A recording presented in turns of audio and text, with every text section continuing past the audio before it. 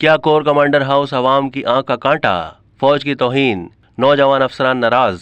PTI के मुजाहिरीन की जानिब से तबाह की गई कोर कमांडर लाहौर की रिहाइशगाह जिना हाउस की हुकाम ने जल्द मरम्मत न कराने का फैसला किया है, जिसकी वजह से ये इमारत तवील अरसे के लिए आवाम की आंख का कांटा बन जाएगी।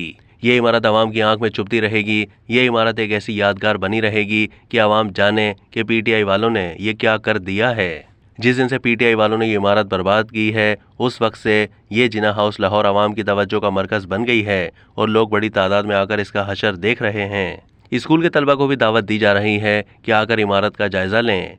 9 मई को पीटीआई के कारकुनों ने जीएचक्यू गेट से धावा बोलते हुए इस इमारत को तहस नहस कर दिया। इस वाक़ये के बाद न सिर्फ फौज की क़यादत की सोच में तब्दीली आई, बल्कि फौज की सफ़ों में भी गम और गुस्से की लहर दौड़ गई। इसी गम और गुस्से का इजहार उस वक्त नजर आया जब आर्मी चीफ ने हाल ही में पेशावर कोर का दौरा किया। नौजवान अफसरान खुसूसी तौर पर नाराज नजर आए और सबका मुत्तफिका पैगाम था कि कार्रवाई होनी चाहिए।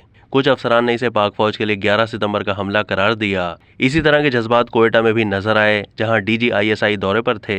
इस वाक़ये ने फौज को मुत्तहिद कर दिया। जिना हाउस की तोड़फोड़ ने फौज की तौहीन की अक्कासी की है।